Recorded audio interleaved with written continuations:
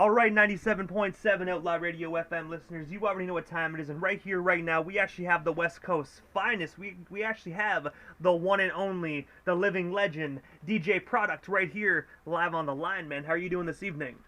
Yeah, right on, man. I'm doing good. Appreciate y'all for having me, man. It's an honor to be here. Hey, man, you are most certainly welcome. It's definitely an honor to have the West Coast's finest on the FM dial here this evening, man. I have to ask, how's everything out there in California, man? I'm noticing you guys are still doing concerts and festivals, man.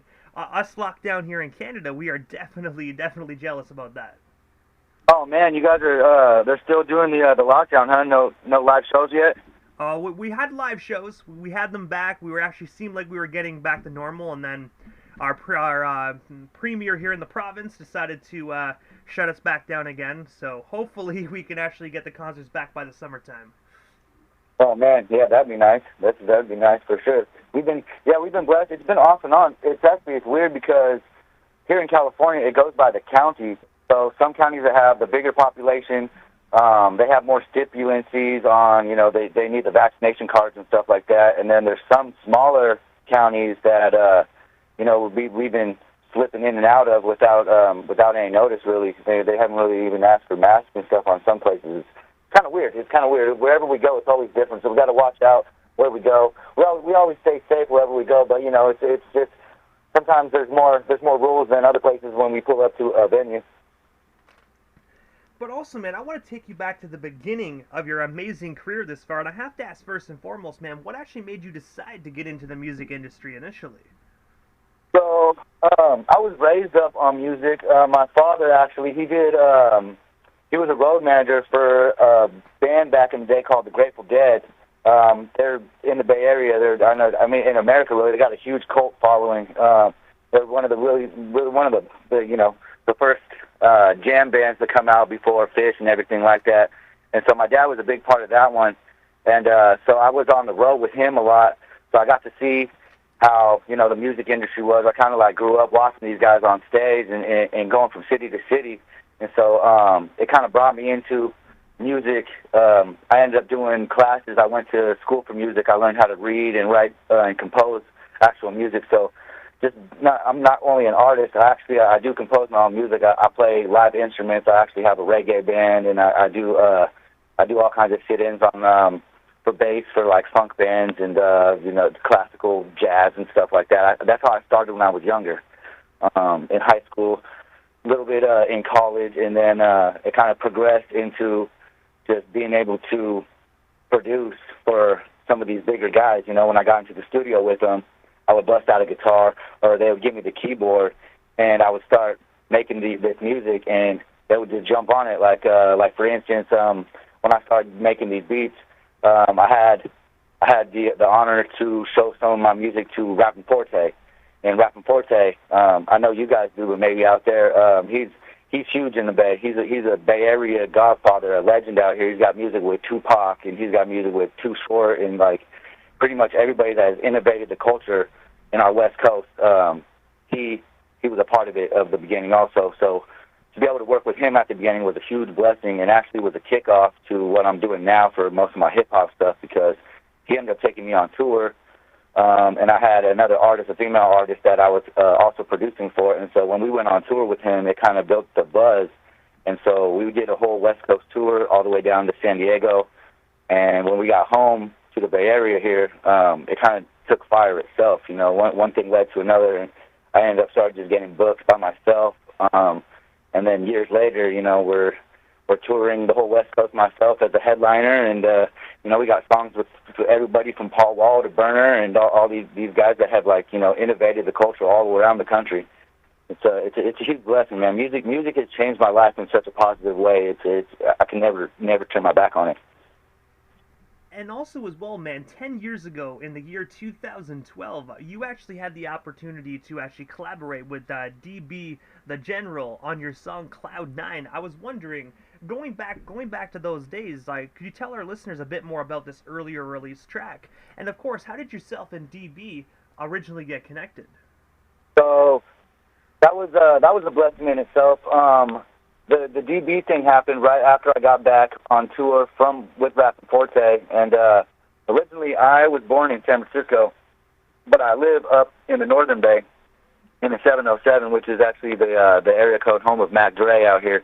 And I met him because he ended up coming up to my area to make music with somebody else. And while being in my area, we met, and one thing led to another. I got him in the studio, and my house at the time, it was 10 years ago, man. We were still pretty partying, and the house was more of a party house.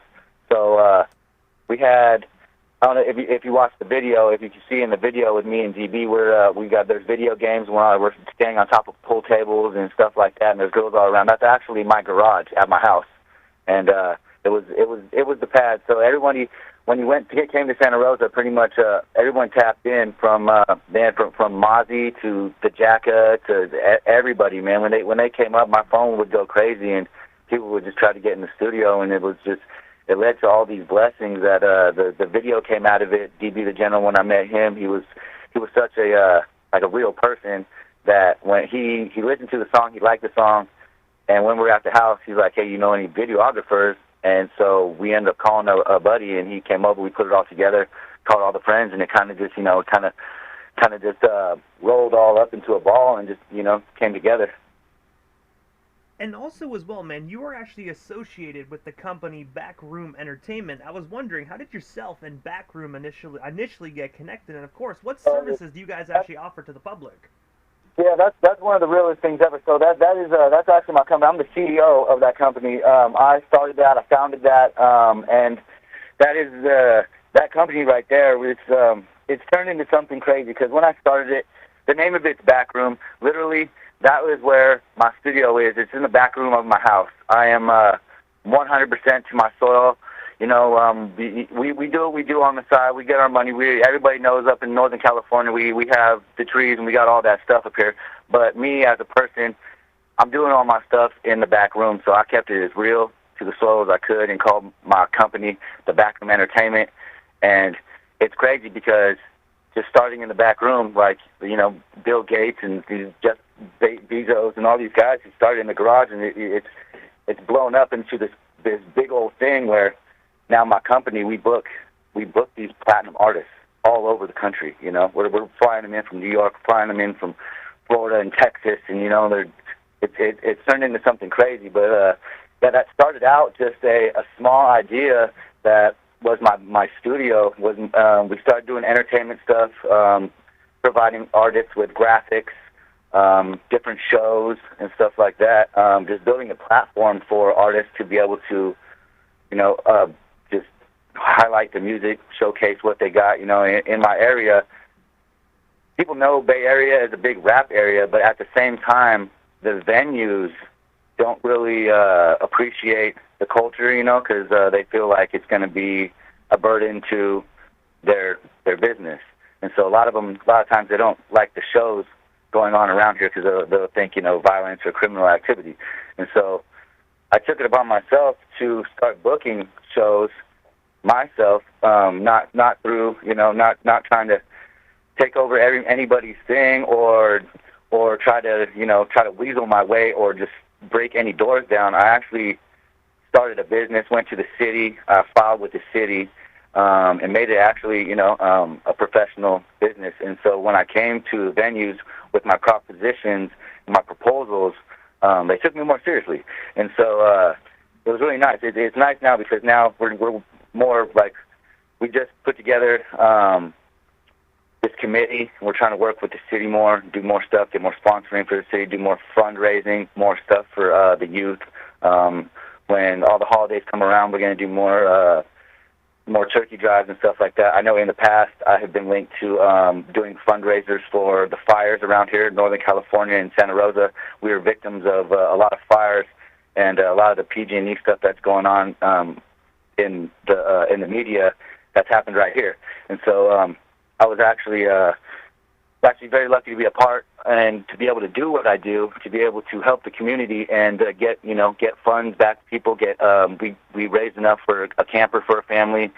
We've gotten clothes, pallets and pallets of water bottles for families. You know what I'm saying? When everybody was homeless out here for months, it's kind of crazy because years later people are still just getting their houses back. And so every little bit helped. And so really it was a blessing to be able to get back to my community. And so it's kind of all taken form with what we've been trying to do, our positive movement, you know, and still with the music and let them know what we're doing. But, you know, because nobody wants to just listen to somebody just bragging or somebody, you know, like that they can't relate to.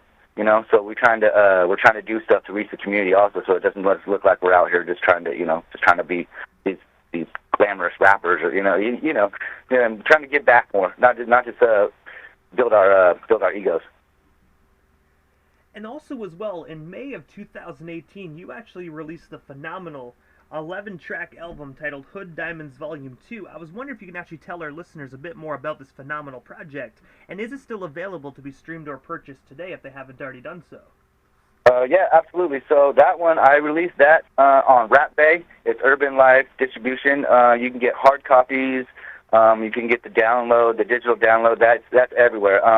Thanks to that company, my music is worldwide. You can find it on Pandora. Have my own radio station on Pandora, iHeartRadio, Spotify. You can download it from iTunes.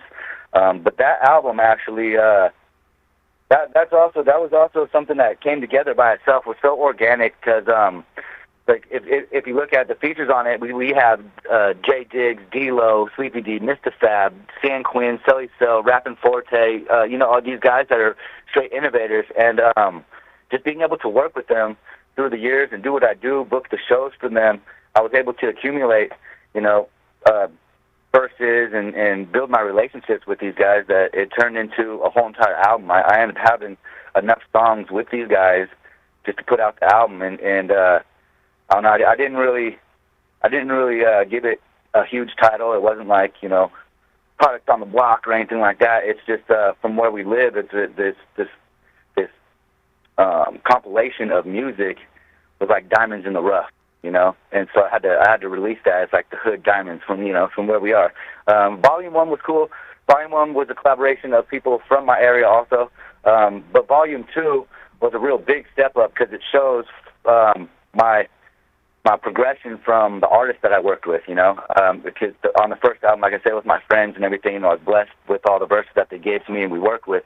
But you can see on the second one, it's completely like it's the people I was working with at the time, and the people I'm working with at the time, they're all there's like gold record people from the Bay. Everybody's like super respected out here. So it was a big blessing to put that project together. And so that's an older one. We there's a couple of them that came out too. Let me see. We've been putting out a lot of singles lately, actually, because singles been doing really good. We did one with SOB-RBE not too long ago that did really good. We ended up doing a full West Coast tour off that one song, and it was really nice because I know how everybody talks about trying to bring their friends and try to bring their crew on. That was actually a huge blessing for me. We made enough off there to be able to bring all my friends, put all my artists from my area. We put them on one tour, and we went everywhere from Washington all the way down to Las Vegas on the tour. And so it was great. We all hopped in cars and followed each other, a caravan, and it was amazing. Maybe one day, hopefully one day we'll get up to Canada, be able to tour up to Canada, man. That'd be a blessing. I gotta say, man, we definitely need some of that real hip-hop down here in Canada, man. It's been way too damn long, man. I'm not gonna lie. I actually kind of forget what a concert feels like, man. That's how long it feels like this COVID stuff's been going on, man. Man, yeah, I would be dying. That whole year that we had to sit here, I was lucky enough to be able to have the home studio, so I did put out music to stay relevant to my fans. But man, it's really hard when you can't get out there and get on stage. And actually, it's just so much different to be able to impact people personally, face to face. Be able to get off stage and shake their hands, or the energy in the room is just so much different than when you just putting out music and watching your views go up. It's like I feed off the live energy and really actually being able to interact with my people, and it's kind of cool too, because then you become like how I have built my relationships with bigger artists that I have respected and listened to my whole life. These my fans, my friends. My fans become my friends, and so they feel like they're part of the family now too. So when I come to the area, when we come to do the shows, and the tours, they actually come out. Everyone comes out. Everybody knows each other. You know, it's a good vibe. You know, it's something great, man. We ended up really getting blessed and locking into what we did, man. I'm very happy and very what's the word, humbled? Yeah, I'm very humbled for what it's become. And also, as well, in March of 2020, you also had the opportunity to collaborate with the one and only Baby Bash on your song Blur. I was wondering, how did yourself and Baby Bash originally get connected? And of course, what was it like just being in the studio and working with such a legendary artist like him? Oh yeah, so that one, man. Okay, so that was also such an organic thing. So the story behind that one is, in Santa Rosa, we hold the Emerald Cup, which is like an outdoor marijuana festival. It's this huge contest for all over, and it's worldwide. It's pretty much like the Cannabis Cup, but for outdoor, and we hold it in my city. And so one of the dispensaries had Baby Bash into their shop for like a promotional thing, and I ended up going down there. I'm friends with the people that work at the shop, so I was able to slide in and be one of the other artists with Baby Bash. And while talking to him, it was just beautiful how it worked. So like his road manager happened to be one of my buddies that knew me from Santa Rosa, and so like I said earlier, like when you come to Santa Rosa, everybody taps in. So when he was here, we were talking, and my buddy mentioned to Baby Bash, he's like, oh, so he's got the studio after. And Bash is like, oh, so you got beats, man? You got the studio? He's like, let me hear something. He's like, I can't come to your studio unless what you have is fire. And so, being put on the spot, I busted out one of my beats it's one of my favorite beats, and actually it's a collaboration with one of my homies, R-Dub, but it's a beat that I showed Baby Bash. And while we're sitting at the dispensary, Baby Bash is listening to my song, and he looks over at me. He's like, okay, we're going to go back to your house afterwards, and you're going to show me your studio. And so we came back to my house. Me and Baby Bash came over to my house in Santa Rosa, Roseland right here, while he was in town, and we ended up making that happen. He jumped in the studio. He heard the song.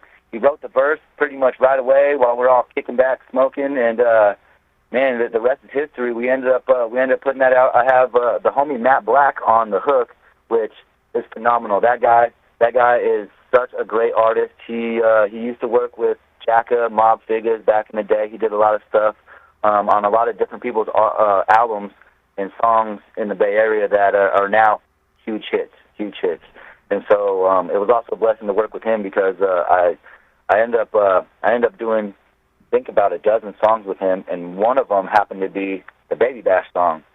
And yeah, it came together. That song, the beat, the hook, Baby Bash on it, and my verse on it, it just became this club hit. And it was cool because it got so big that I wanted to do a video for it. But Baby Bash, being the man who he is, I couldn't really tie him down unless I wanted to fly out here, fly out there, and do the video. And it became too much work. So we ended up hiring a cartoon artist to do a cartoon for us. And so now I have a live-action video / cartoon with Baby Bash that's up on YouTube right now for the Blur one. And it's yeah, please go check it out. That one's doing pretty good. And it's comical. It's a fun one to watch. And also, as well, immediately following this interview, I'm actually going to be playing one of your most recent releases titled Checkmate. For the listeners that actually haven't had the opportunity to actually listen to this song, what can they expect from it when I play it here, right here on the FM dial, immediately following this broadcast? That's a cool song. That one is a collaboration I did with my friends from LOC Records, LOC Records, and they're actually another big corporation out of Santa Rosa too. They're doing very good. One of my homies on that, he's a good friend of mine. He actually did a song with Shoreline Mafia, and the song altogether I think has close to like 21 million views or something like that. It's got like 7 million on one, 8 million on another, 4 million on the other. He's got just millions of views all over the place. And so that was cool because I was a homie. So he ended up putting me on his song, and we flew out to Las Vegas, and we did a music video in a villa out in Las Vegas, this huge villa.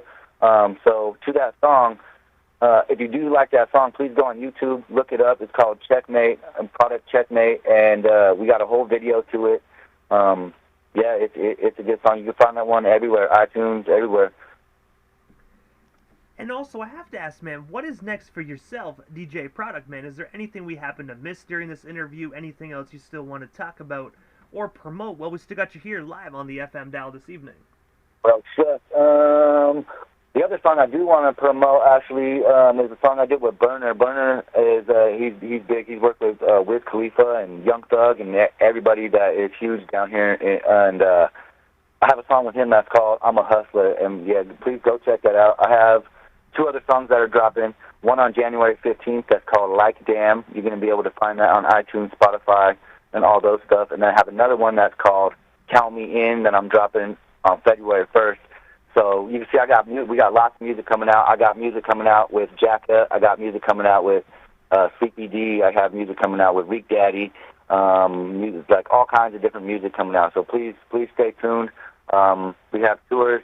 If you're listening in America and listening in California right now, I will be doing another West Coast tour coming up starting in March.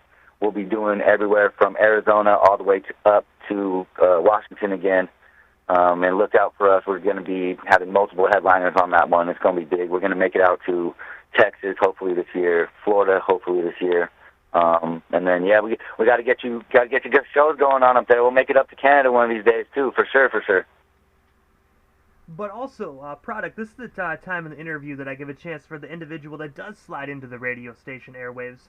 Just a chance to give, like, shout-outs to whomever they want to give shout-outs to, but most of all, your social media handles. That way our listeners can follow you and stay updated on everything you got going on if they're not already doing so.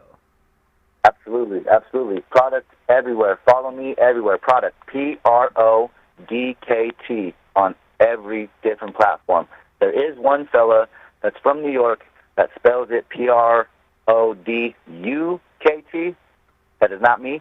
I have no U. So please follow me, Prodkt. You're going to be able to find me everywhere. We got music worldwide. We got music in Korea, Japan. You can find me on KKBox out there on all the, everything out in that way. And let me see.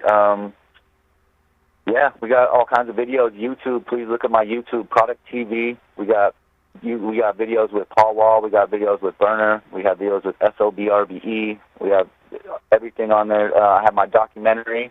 I have a full documentary out that's called The Prodkt Files. We have 10 episodes out right now that are leading up to 2019, right up into the pandemic. And so I'm going to be releasing some new ones because we're starting to get back into it and we're starting to get more footage. So there will be new episodes again. But you know how 2020 went.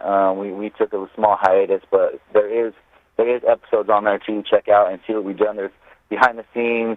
There is interviews with big artists. There's smoke sessions with Burner and Baby Bash, and pretty much everything that we talked about on my documentary will show you the making of. It'll show you Paul Wall in my studio. It'll show you Mozzie in my studio. It'll show you Baby Bash in my studio. Different tours with Rappin' Forte. It shows where we are in California. We made a song just randomly in a hotel room with Rappin' Forte, I think in the middle of California somewhere in Tulare, and the footage is on the documentary. You can see all that there. It's a good wrap up of what we've been doing for the past about 12 years. Even though we've done it longer, but now I've been trying to document a lot more and let everybody know because music is a crazy thing, man. You can be doing music for a long time and still get new fans every day. The people they discover you. It's crazy. But I gotta say, first and foremost, Prodkt, thank you so much, man, for just taking the time out of your busy evening and sliding into the 97.7 FM airwaves. It definitely was an honor and most certainly a privilege, man, and hopefully down the line we can make this happen again sometime soon. Absolutely. Thank you for having me. Thank you for playing my music. And yeah, appreciate it, and it's an honor to be here. I know I see you working, man. It's a big salute. You got lots of people on. I see you work with a lot of my people, Mac Malls and Coolio and all these guys, man. That these are people that I'm privileged to be called friends now, and I see you working with them, man. So salute to you too. Hey, man, I gotta say, definitely salute to you as well, man. I just love hip hop, so I do whatever I can to actually help preserve the hip hop culture, man. There's way too much skinny jean bubblegum rap. I don't even know what to call it nowadays, man. But I try my best to actually keep that real hip hop. Hey, man, you already know that's not us in the Bay, bro. We don't do any of that stuff. We do our own thing out here. Hey, I definitely agree with that, man. Down here in Canada as well, man. You know what I mean? I try my best not to play any of that stuff. So at the end of the day, if you see someone on the station, you know they spit real bars. That's what's up. That's what's up. I'm gonna tap in for sure. I've been listening a lot lately, but I'm definitely gonna keep tapping in. I'm gonna tell all my people about it because it's man, I appreciate what you're doing for the culture, what you're doing for us, and man, keep it going. Hey, man, thank you so much, Prodkt. Definitely have yourself a wonderful night out there in the Bay, man. We definitely shall talk soon. Hell yeah, thanks, sir. Have a good night. You as well.